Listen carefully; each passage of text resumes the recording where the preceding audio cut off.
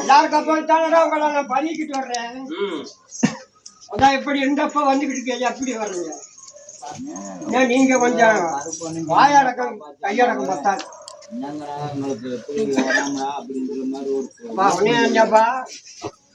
நாளுக்கு நாள் உன்னை நேர்ந்துக்கிட்டே போறேன்.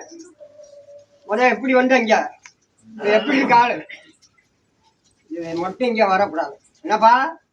ஆமா நல்லா இருப்ப. அது நெரிச்சினா ஊசி ஏற்றிக்கிட்டப்பா.